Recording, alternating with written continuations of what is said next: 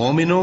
جب تم نماز پڑھنے کا قصد کیا کرو تو اپنے منہ اور کوہنیوں تک ہاتھ دھو لیا کرو، اور سر کا مسح کر لیا کرو، اور ٹخنوں تک پاؤں دھو لیا کرو،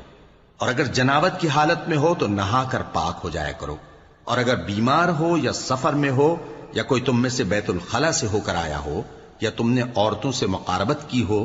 پھر تمہیں پانی نہ مل سکے تو پاک مٹی لو اور اس سے منہ اور ہاتھوں کا مسح یعنی تیمم کر لو۔ اللہ تم پر کسی طرح کی تنگی نہیں کرنا چاہتا، بلکہ یہ چاہتا ہے کہ تمہیں پاک کرے اور اپنی نعمتیں تم پر پوری کرے تاکہ تم شکر کرو۔ اور اللہ نے جو تم پر احسان کیے ہیں ان کو یاد رکھو، اور اس کے عہد کو بھی جس کا تم سے قول لیا تھا، یعنی جب تم نے کہا تھا کہ ہم نے اللہ کا حکم سن لیا اور قبول کیا۔ اور اللہ سے ڈرو، کچھ شک نہیں کہ اللہ